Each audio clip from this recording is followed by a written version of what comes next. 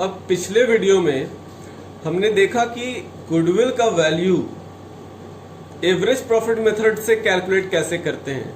अब वो average profit method चाहे तो सिंपल प्रॉफिट मेथड भी हो सकता है, सिंपल एवरेज प्रॉफिट मेथड भी हो सकता है, या फिर वेटेड एवरेज प्रॉफिट मेथड भी होता है। हमने दोनों तरीके से देख लिया था कि हमारे पास गुडविल का वैल्यू कैसे निकलेगा। मतलब एवरेज प्रॉफिट मेथड हमने सीखा है, एवरेज में दो था, हमने वो दोनों सीख लिया। अब बारी आती है एक बहुत ही इंपॉर्टेंट चीज मैं आपको बताना चाहूंगा कि एवरेज जो हम लोग क्या कैसे कैलकुलेट कर रहे हैं, डिफरेंट ईयर के प्रॉफिट से। नाउ वी कैलकुलेट एवरेज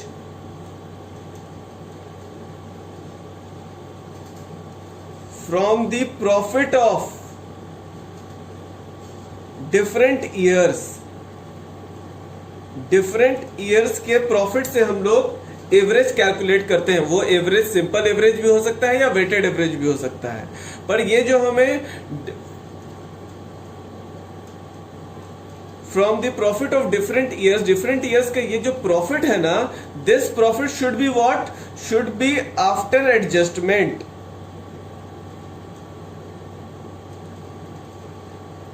ठीक है। सो क्वेश्चन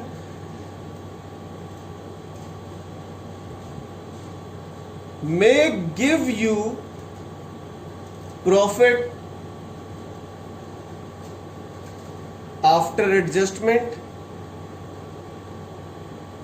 मतलब एडजस्टमेंट किया हुआ प्रॉफिट देगा, एडजस्टमेंट किया हुआ प्रॉफिट देगा। जैसा हमारा पिछला क्वेश्चन में मैंने आपको दिखाया था, मैंने वहां पे लिखा हुआ था कि आफ्टर ऑल एडजस्टमेंट, मतलब कि एडजस्टमेंट किया हुआ है, हमने सिंपली उसका एवरेज निकाल दिया। ठीक है, सिंपल एवरेज प्रॉफिट मेथड से। और दूसरा हमने देखा कि उसको वेट्स दे देगा तो वेटेड एवरेज प्रॉफिट मेथड से निकाल देंगे। बट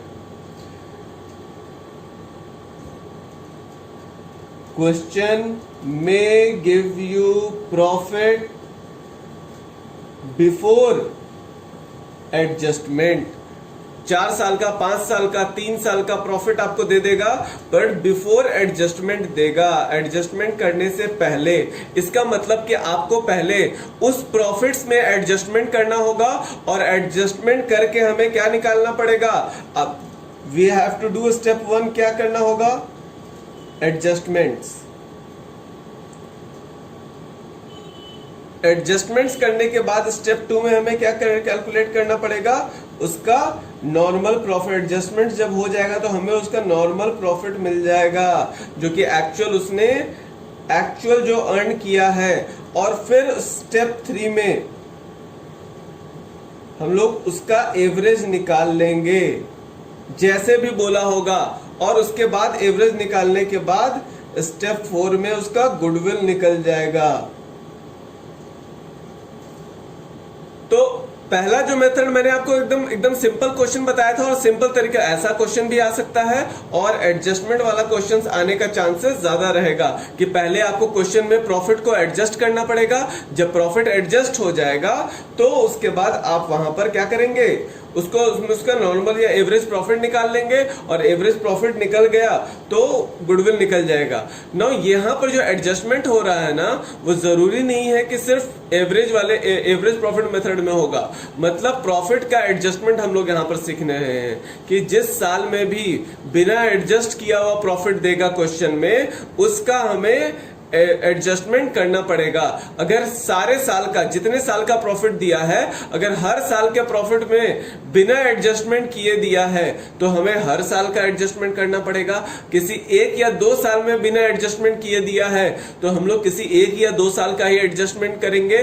तो अगर हम लोगों को एडजस्टमेंट्स करना है प्रॉफिट्स के लिए, तो एडजस्टमेंट करेंगे कैसे। अब हम लोग एडजस्टमेंट सीखेंगे कि आखिर हम लोग वो एडजस्टमेंट करेंगे कैसे।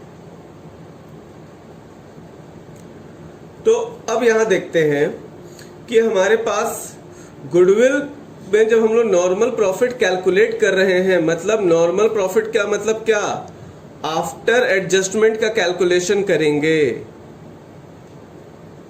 विच मीन्स कि प्रॉफिट जो दिया हुआ है, जो ऑलरेडी गिवन है, गिवन जो प्रॉफिट है वो बिफोर एडजस्टमेंट है।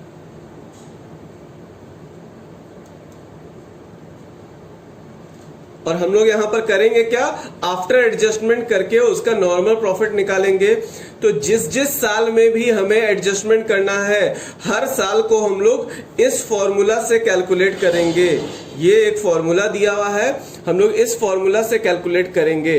अगर 4 साल का प्रॉफिट दिया हुआ है और चारों साल में एडजस्टमेंट करना है, तो चारों साल का इसी फॉर्मूला से कैलकुलेट होगा, चारों साल का इसी फॉर्मूला से कैलकुलेट होगा। ठीक है, यहां पर सबसे पहले हम लोग स्टार्ट कहां से करेंगे, जैसे हम लोग बीआरएस में करते थे ना, इफ यू रिमेम्बर, वहां पर हम लोग ऊपर में एक अमाउंट देते थे और उस अमाउंट के बाद कुछ चीजें वहां ऐड होती थी और कुछ चीजें माइनस होती थी। वही चीज यहां पर भी है। तो यहां पर हम लोग स्टार्ट कहां से करेंगे, प्रॉफिट और लॉस जो दिया हुआ है पास्ट ईयर का, मतलब जिस साल का भी आप कैलकुलेट कर रहे हो उसका प्रॉफिट या लॉस तो आपको दिया हुआ होगा। बिफोर एडजस्टमेंट, एडजस्टमेंट करने से पहले का प्रॉफिट या लॉस क्या था, आप उस अमाउंट को यहां पुट करोगे। उसके बाद कुछ चीजें ऐड होंगी और कुछ चीजें वहां से लेस होंगी। क्या क्या चीजें ऐड करनी होंगी आपको, एबनॉर्मल लॉस, अगर उस साल एबनॉर्मल लॉस हुआ था तो जितने रुपए का भी एबनॉर्मल लॉस हुआ था उसको ऐड कर दो। एबनॉर्मल लॉस में क्या आ जाएगा, loss by fire, theft, loss by earthquake, मतलब ऐसा कोई लॉस जो नॉर्मल नहीं है। ठीक है, उसके बाद loss on sale of fix asset, आपने कोई फिक्स एसेट बेचा था और उसको बेचने में कुछ अमाउंट का लॉस हुआ। मान लो कि तुम्हारे पास जो फिक्स एसेट है वो 1 लाख रुपीस का था और तुमने उसको बेच दिया 80,000 में, तो लॉस कितना हुआ बेचने में, 1 लाख का एसेट को बेचोगे 80 में तो लॉस होगा 20। तो यहाँ loss on sale of fix asset 20,000 यहां पर ऐड हो जाएगा।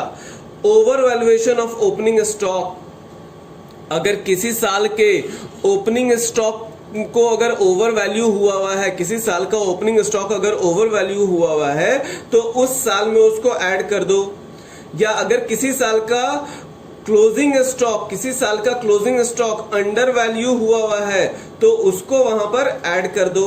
ओपनिंग स्टॉक अगर ओवर वैल्यू है और क्लोजिंग स्टॉक अंडर वैल्यू है, ध्यान रखना, opening stock over value, closing stock under value, तो वो ऐड होता है। नॉन रिकरिंग एक्सपेंसेस, कोई ऐसे खर्चे थे जो नॉन रिकरिंग है, जो बार बार नहीं होंगे, एक बार हो गए अब दोबारा वो खर्चे नहीं होंगे।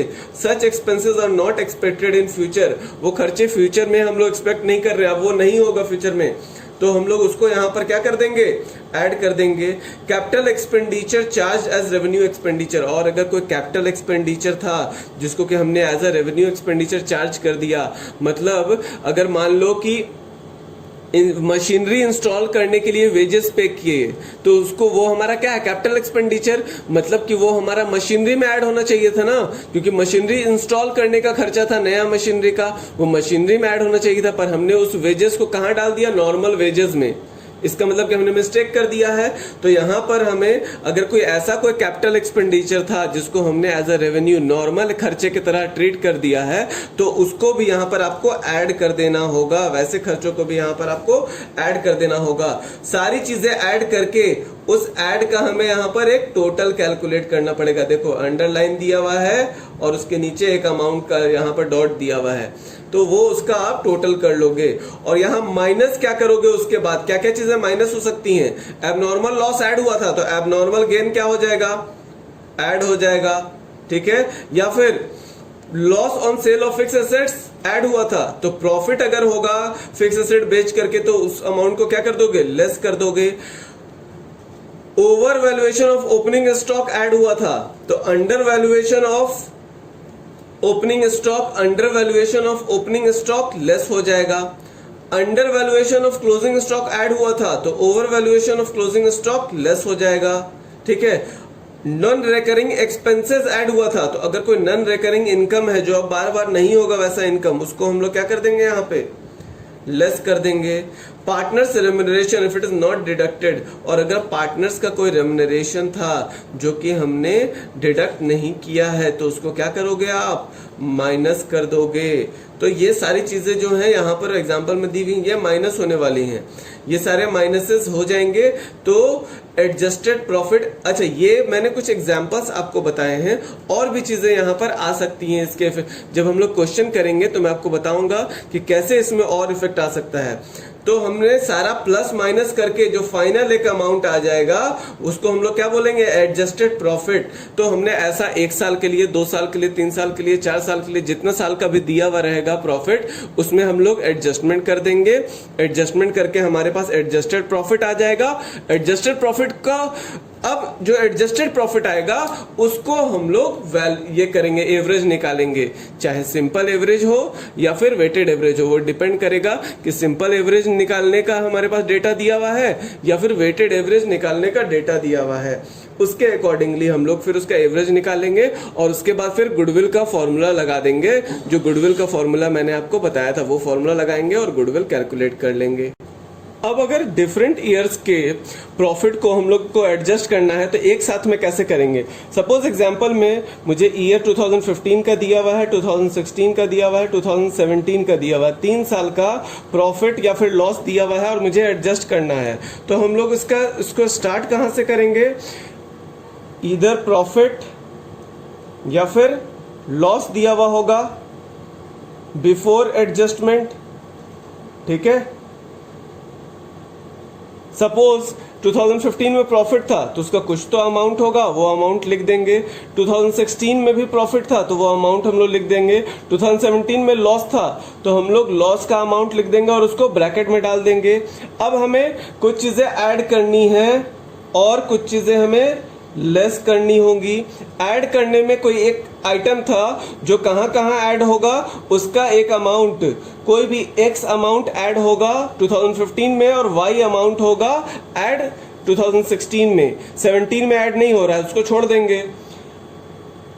2 था जो कि 2017 में 2016 में ऐड हो रहा है, कोई z अमाउंट था और कोई a अमाउंट था जो 2017 में ऐड हो रहा है। ए एक्स वाई जेड ये अमाउंट रहेगा बेटा, तुम्हारे पास जो अमाउंट दिया हुआ रहेगा वो लिखना, ए एक्स वाई जेड मत करने लग जाना वहां पे, ठीक है, क्योंकि तुम लोग तो एक थोड़ा सा एक्स्ट्रा होशियार हो ना, मुझे पता है, इसीलिए मैं बस स्पेसिफाई कर दे रहा हूँ। क्वेश्चन में जो अमाउंट रहेगा वो लिख देना, खाली ध्यान देना कि किस में ऐड करना, किस साल से रिलेटेड है, ठीक है।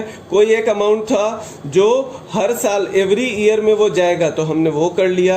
अब जी ये सारा ऐड होने वाला चीज खत्म हो जाएगा तो अब सबको ऐड कर दोगे, ठीक है, सबको ऐड कर दोगे तो एक अमाउंट आ जाएगा, ठीक है ना। और यहाँ पर ऑलरेडी निगेटिव था, निगेटिव में कुछ चीजें ऐड हो रही हैं तो ऐड होने के बाद पॉजिटिव भी हो सकता है ये, या फिर ऐड होने के बाद भी निगेटिव रह जाएगा, क्योंकि अगर निगेटिव अमाउंट ज्यादा था तो उसमें कुछ ऐड भी करोगे तो स्टिल जो इफेक्ट पड़ेगा वो निगेटिव ही रहेगा। तो सपोज हमने देखा कि ऐड होने के बाद वो अमाउंट ज्यादा ऐड हो गया है तो अब ये पॉजिटिव हो गया, चलिए पॉजिटिव हो गया। कुछ चीजें लेस होनी होंगी तो जो फर्स्ट आइटम था जो लेस होने वाला वो x में लेस हो रहा है, तो ये 2015 में लेस हो रहा है तो हमने वहां पर उसको लेस कर दिया।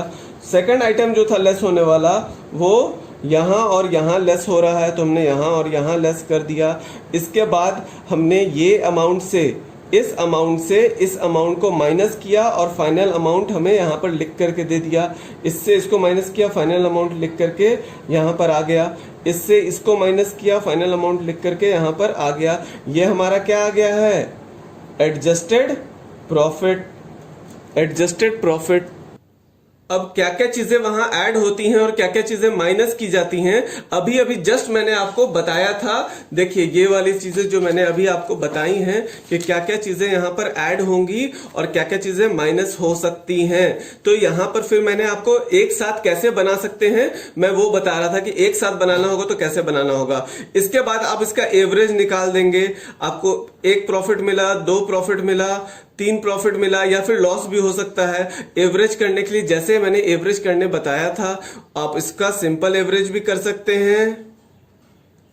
इसी प्रॉफिट्स को 1 2 3 वाले जो प्रॉफिट्स आ रहे हैं लास्ट में, या फिर वेटेड एवरेज भी कर सकते हैं डिपेंडिंग ऑन क्वेश्चन में डेटा कैसा दिया हुआ है। अगर वेट्स दिया हुआ है क्वेश्चन के अंदर तो बेटर है कि आप वेटेड एवरेज निकालो, और अगर वेट्स नहीं दिया हुआ है तो बेटर क्या है आप उसका सिंपल एवरेज निकाल दो, आपको इजी पड़ेगा वो। ठीक है, that is all from my side. आप लोग इसको पढ़ के रखना, नेक्स्ट क्लास में हम लोग इस पर प्रैक्टिकल क्वेश्चन करेंगे। आपको पूरा याद रहना चाहिए, याद रहेगा तो आपको प्रैक्टिकल समझने में इजी होगा, अदरवाइज डिफिकल्टी आपको फेस करनी पड़ेगी। Thank you so much.